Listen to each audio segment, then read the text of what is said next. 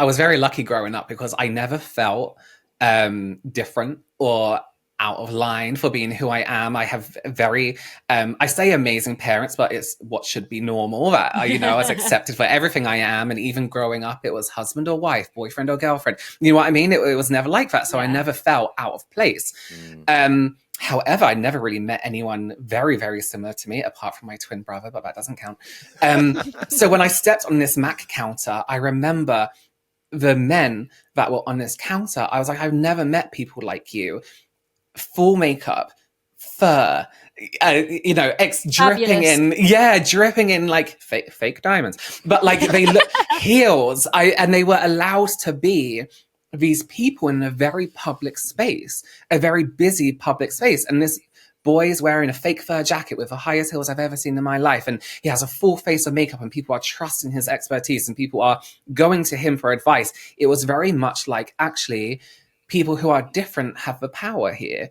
They have the upper hand, not in a way it's like, oh, we have a power. In a way that's like, we're unique in the point where we're experts in being unique. And, it just felt, I hate the term all-inclusive because it reminds me of a buffet, but it felt inclusive for everyone, It felt powerful. It really did. And it didn't feel forced. I think we see now so much of brands rainbow washing. Yes. Whereas Mac, it really did seem that it was within the DNA of the brand. It was vital. Absolutely. And I think it's important to them as well. And it even with Mac, one thing you'll notice, it wasn't, and still isn't, it's not always just the LGBTQ plus community. It's maturer people. They have people like Iris Apfel, who had her own collection, and every fine line and everything was included in the editorial for it. They had Beth Ditto at one point as one. Liza Minnelli. Liza Minnelli, Little Kim, Missy Elliott, Eve. It was people of all backgrounds. Ricky Martin, Elton John, everyone was included in Mac as the main person of a brand.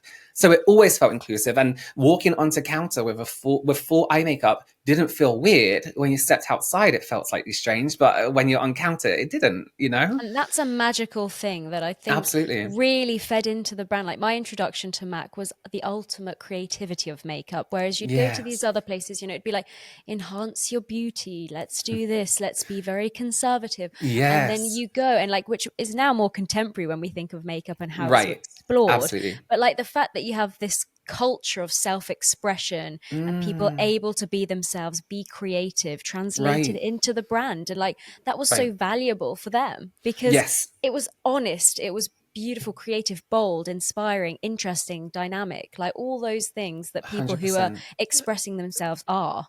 Exactly. Yeah, I think, if you're young, I can just picture it, you're a young gay kid or a young kid struggling with their gender identity, and you live in a regional town or city. Going to a Mac counter must be this incredible experience. Yeah. And no one there was apologizing for who they were. I remember I worked with this one girl who, she wore a wig every day, and she would wear like a tiara, and then she would just like throw something in her hair. On Easter, she had, those little baby chickens that you can get that are made out from little pom-poms on, just loads of them in her hair. I worked with a boy who would just, from his lunch break, come in, do the splits and be like, right, who needs help? And, and it was normal, and because it was just them being them. And it was great. It was like no one is apologizing for being who they are. So as somebody from out of town comes and counts, and there's this boy twirling in, doing the splits and being, right, who needs help? It's like great. And I think so often in stores, they just want you to kind of blend in and be there to help people. 100%. Just sort of become at one with the brand rather than like bringing the brand into your own sphere. But it was retail theatre, but it wasn't performative. It was it was real people being encouraged to be themselves. Yeah, 100%. And it was a bit of a spectacle, right? I actually remember when Illamasqua launched, and they opened right next to us, and they had this amazing visuals done by Dr. Alex Box. This incredible makeup that was unique to the extreme, and it was everything. Oh my god, I'm so sorry. It was everything. it was everything Mac thought they were, and then Illamasqua opened. Ooh. And it was like, oh my God, you guys do makeup literally on dead people as a service. Like, this is like insane. You know what I mean? And the people that worked there were truly unique and amazing, but also really kind. And it was like, and then these other brands started to bleed in, and it was like, okay, this is great. This is nice. The Mac PR team were like, fuck, get us to the morgue. Exactly. Get us a dead body, quick. The staff WhatsApp. Has anyone got a cadaver we can borrow? So tell us about, going back a bit, tell us about the Pro Store. So you said that you started doing things like the staff would do runway shows, and it really kind of, was that the kind of really the next step into moving beyond retail, expanding your makeup career beyond the shop floor?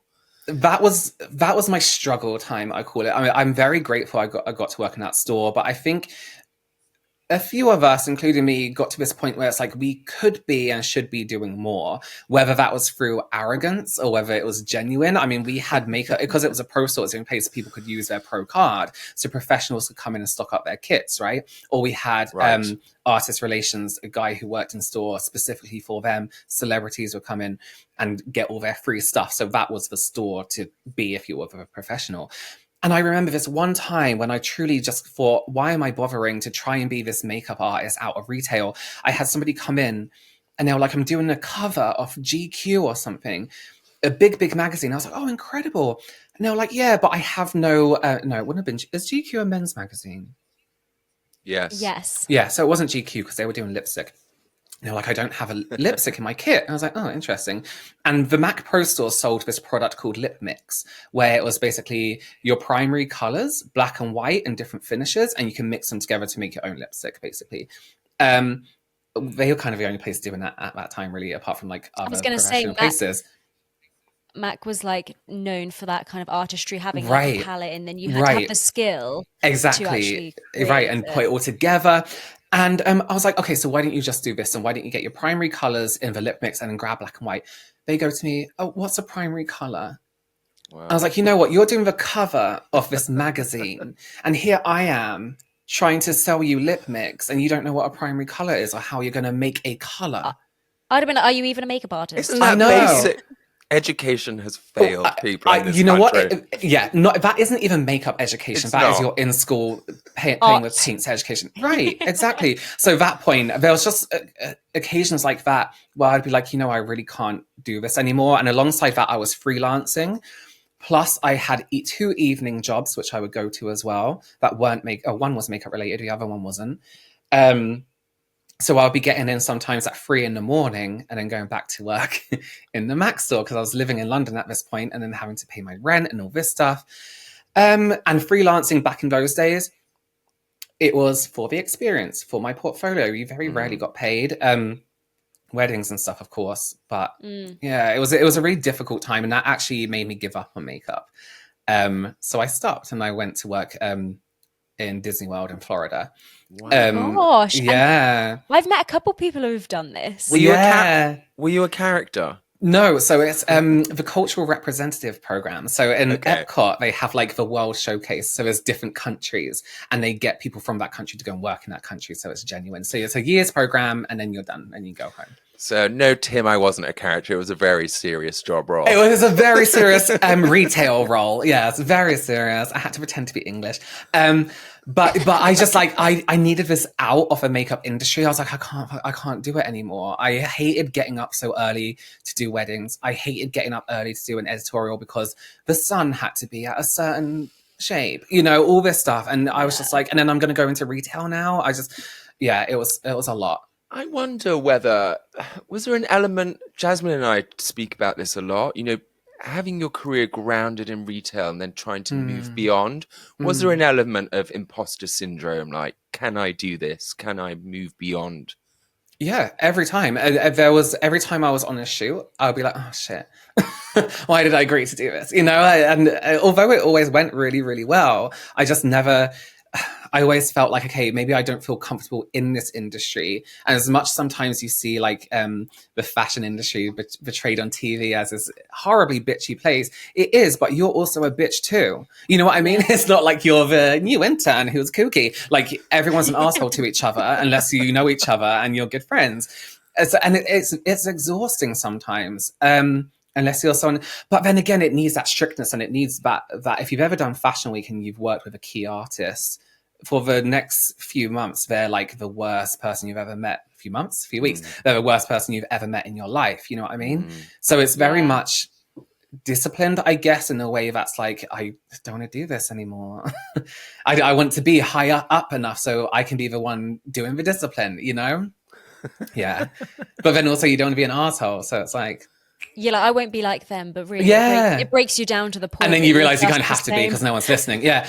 But it got to that point where I was like, I don't want to do makeup anymore. I'm so bored of makeup. And then I went away from it for a year and I was like, I miss makeup. Yeah. How was that? I mean, were you working in a store in... Yes, so I was working in so we had different shops and you move around. One half of the street was retail and the other half was food. So we had people in the restaurants and being servers, lucky them because tipping is mandatory, so they got best tips. And I did that the second year I went. But the first year I was on the shops. So they had different kinds of shops. So there was a sports shop where they sold football stuff, Wimbledon stuff. Then they had a random one that was like very much side of the road in London gifts, you know what I mean? Like a gift store, like an I Love London tat shop. Yeah. But inside it was very well done. It was a replica of Hampton Court. Wow. So the outside is really, inside all the wood was done in Disney's details is like perfection. They get it right. And there was a toy shop. Then there was my favorite. It was called Queens. It was called the Queen's Table. And it was fragrance and beauty. And so I was like, please, can I go on Queens today? And I'll just be standing there smelling my little fragrance, talking to the person who was on the adjoining tea shop because they sold like Twinings and they sold like jelly babies and food and stuff like that. It was great. But one of the best years of my life. Because we have actually a lot of American listeners, don't we, Tim? And we're always talking about the differences between retail in the States and how it's viewed here. Like, did you feel that culturally? Did you feel more respected, or did you feel like the culture was better? Yeah, 100%. So, first of all, for Disney, which is like the pinnacle of American customer service, we went to Disney University and learned how to serve and how to point and how to do everything correctly, right, basically. But it's very strange. And actually, you mentioned something in your last customer service episode where it was so false to a point where it became real and you enjoyed it and it made everything positive. If I was having a really bad morning, I could go into work, be overly friendly, and it made me feel so much better. And you get it back. The Americans, customers were just so nice, so nice. I was never threatened to be spat on like I was in Selfridges. No one ever slammed anything on the counters in front of me and ran away. No one shoplifted anything. It was just so much nicer. It was such this. To a point, and not even in Disney, outside Disney, when I went to their shopping centres, when I went to petrol stations, to a point where when I came back to the UK and I would walk into a shop and I'd be like, good morning, everyone, just as a customer. And they'll be like, but like, if you did that in the US, they were like, hey, good morning, and it was just more, whether they mean to be that friendly or not, it was a friendlier vibe. And I feel like they value customer service in restaurants, in, shops in general. They value it more than we do here. And were you treated well? I guess as a member, I guess Disney of the parks must be wild because it's such a large company. But like, how was the manager? How was the actual experience management wise? Like, was it similar to, or was it? It was very strict. It was very, very strict. So the worst thing that could ever happen to you in Disney was getting terminated. Right. And that fired and sent home. But it was, so you'll be on eggshells a lot of the time. Some of the managers were really, really nice, but some of them knew you'll be gone in a year's time. So there was no connection. There was no real, so sometimes it did feel a little bit like, but it's such an extreme thing to do, to go and work for this company, with a load of strangers by yourself, that you're all in it together. And I think, again, it's the people you work with make it what it is and kept you calm or kept you sane, you know? Always. But yeah, the managers were nice. I have a few managers who I will always like and remember, and some of them I'm like, give or take. Oh, I got a disciplinary on my last day. On your last day? Yeah, so one of the managers who I hated, he was such an asshole for being sick.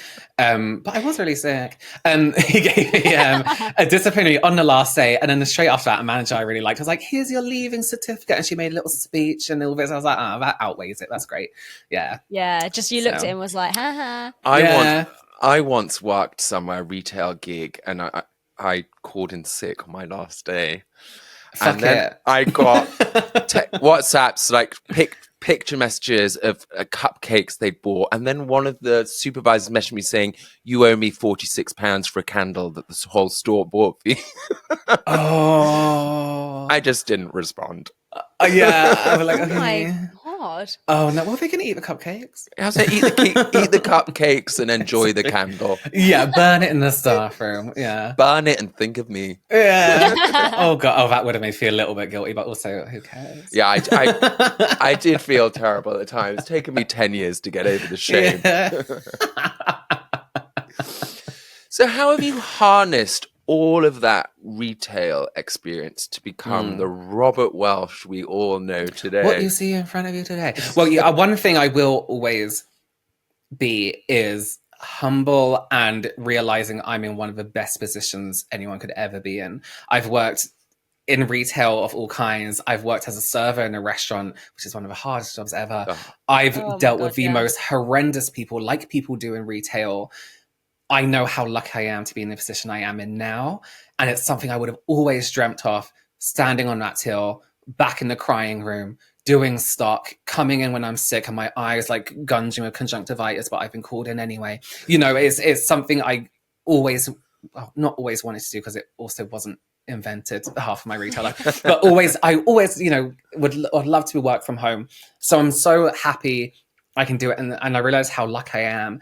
Beauty retail specifically has made me very sincere about what products I recommend, about the quality of them, the advice I give, because I have that sales background, but it was never sale. It was never for sales. It was always advice, sales through genuine advice. And so I think that helps me a lot. I've loved this in your channel, and I think Thank Tim and I have this conversation a lot with people who create content.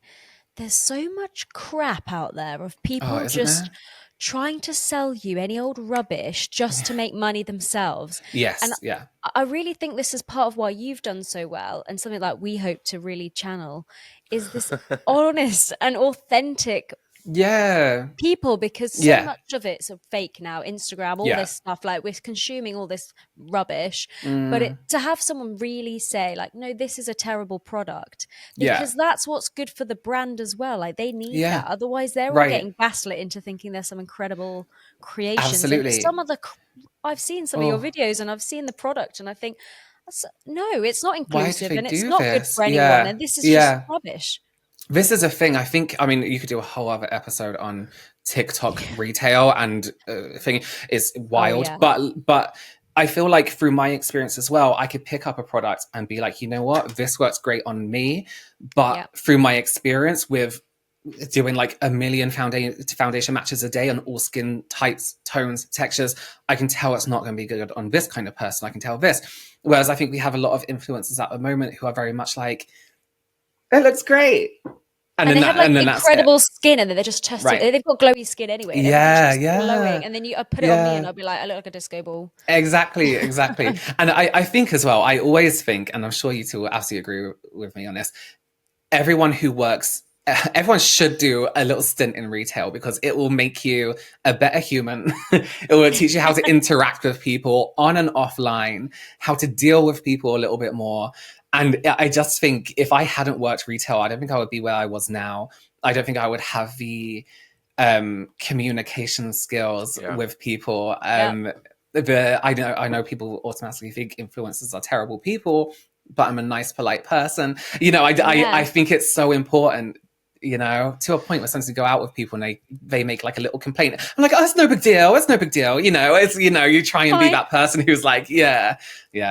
That's like me when you work in hospitality and you pick up the plates at the end of a dinner, you stack them, you know who's taking them back. Like that's the ultimate. Yes. Yeah. I think you're so right. The communication and social skills that you pick up in retail really do set you up, particularly working in this field. If you're working, in social media, right. You have your own channel. It's just almost the next step. Jasmine and I spoke about this. We're like, well, we can talk to anyone on the shop floor. So surely we can do this too. Right. Let's give it a go. That's the thing. The people you have to talk to, and especially when you're in beauty retail and you're this close to their face sometimes, and you have an hour together of touching their face. You can't just sit there in silence unless they fall asleep, which is sometimes a blessing.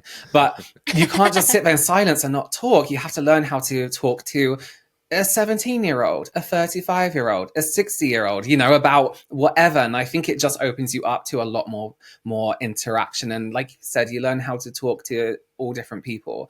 And that's a human skill that is And there's very much that kind of, I imagine in makeup, as is in hairdressing, that kind of therapy element, when someone comes in, you're doing their makeup, you're hearing the most outrageous stories about an affair, a divorce, a death. It's like a soap opera. Did you get that? Absolutely. Oh, 100%. And I loved it sometimes. Sometimes it's unbearable, but sometimes it's like, this is great. But again, it's because, what other closer connection is there than touching someone? So you might as well just be like, you know what, I had this affair, or this person cheated on me, and you get all this stuff. And it's absolutely, I personally didn't find it trauma dumping. I know a lot of people do, because I had something else to focus on.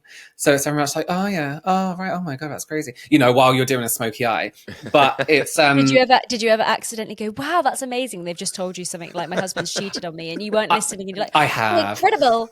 Yeah, I've done I've also done the worst thing. I don't know what it is about people having their makeup down, but they love to sit in the chair and go, guess how old I am. Oh no. And then you do 5 years younger than you actually think, but still it's not young enough, It's like, great, I've really put myself in it.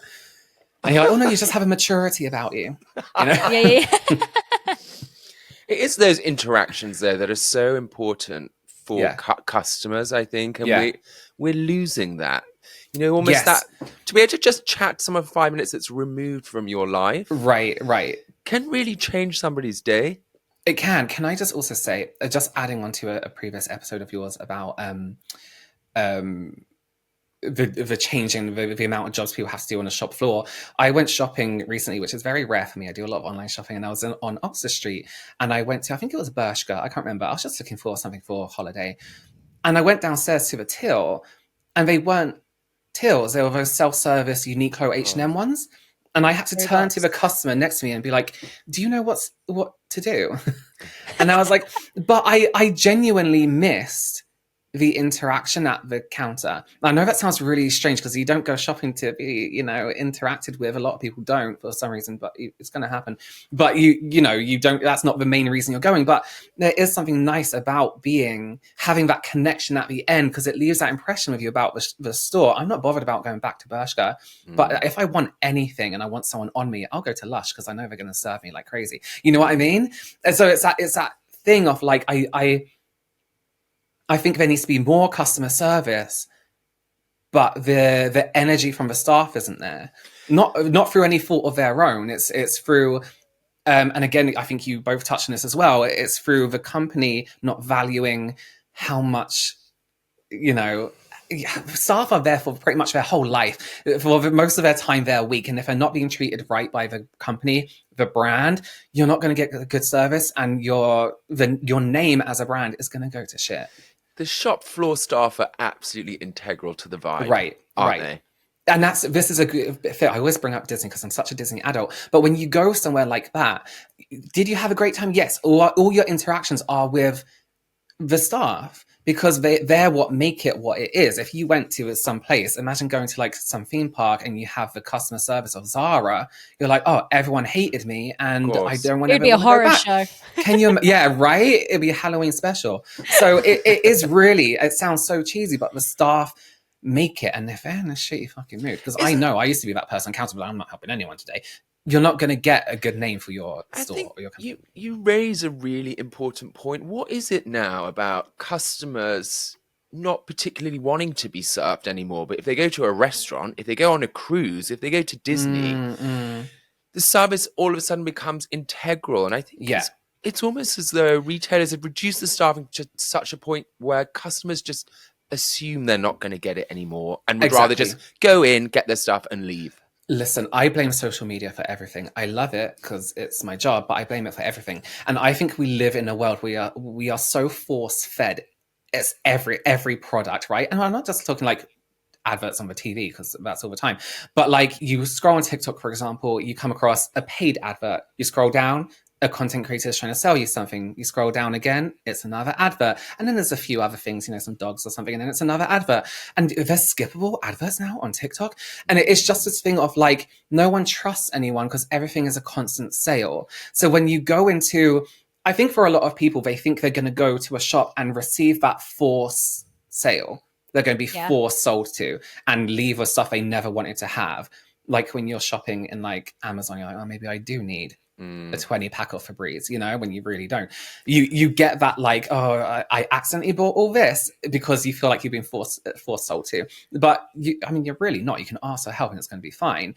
But I just feel like people, we live in quite an introverted world since COVID anyway, but I don't know why I don't even have an answer. I just went off on one, but I don't even know why people would go shopping and expect to not receive customer service. I know. It's an integral part of it for me. I suppose what you're saying is we're exposed to the hard sell constantly. Yes, so you go into a shop.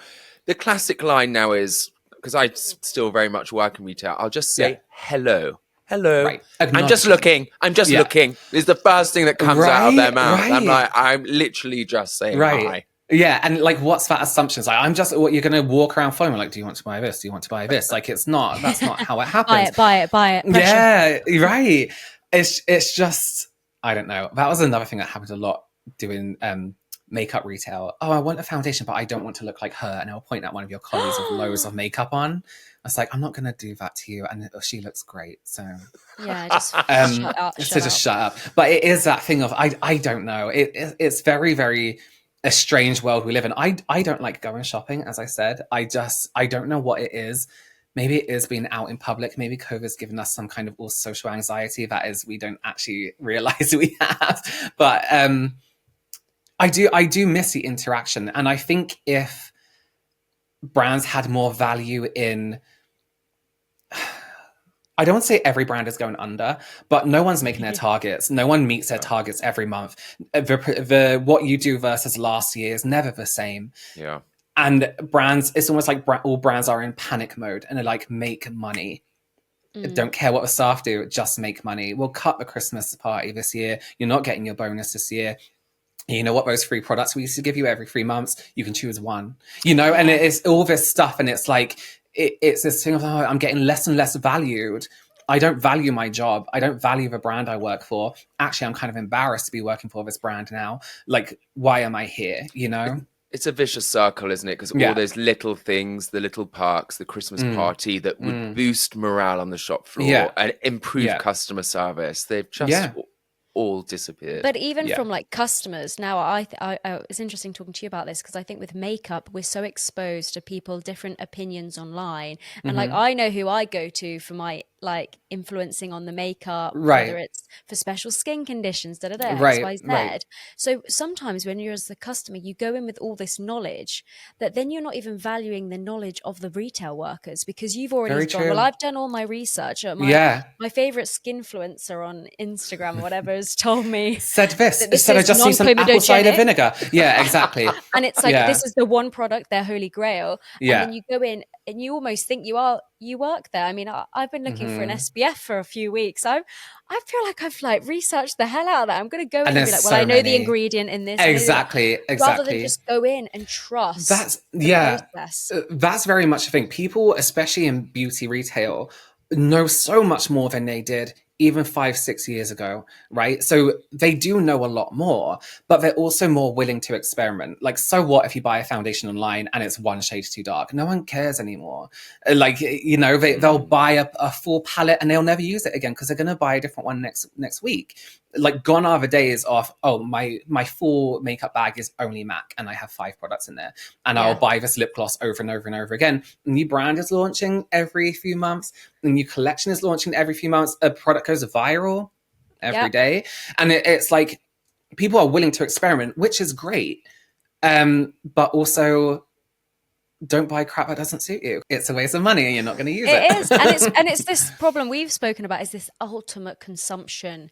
It's this just wanting more. Like, you buy something, oh, I didn't like it. Well, I'll just leave it on the shelf for a year and then throw it away. Like, 100%. rather than that bespoke, like, no, this lip shade is me through and through. This really suits me. Yeah. It's just churning through. And I've watched your videos on trends. It's like these trends, which we've always had, but the rate at which trends are happening because of social media is like, every week. There's a new one every week. Yeah, I remember people used to be excited for limited editions and things like that. People would line outside of stores for a limited edition makeup something, and it would be, you know, hours and hours and hours of lines. But the excitement isn't there. But I think the makeup industry has screwed himself over to a point where, keep up, yes, but let's not keep up every week. You're not the fast fashion of makeup. You don't need to do that. You need your base products and, you know, add from there. Have these nice collections every 3 months. Have a summer collection. Have your Christmas collection. Do a collection with a celebrity. But now you're boring the hell out of us because you just launched some bronzing drops, but so have every other brand.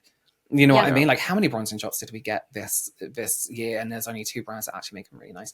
But everyone did them, you know? And it's like, well, more bronzing drops. But then everyone thinks they need bronzing drops. So they buy them. Yeah, it's a strange world we live in. The way the beauty industry has changed, both offline, online, retail, is madness.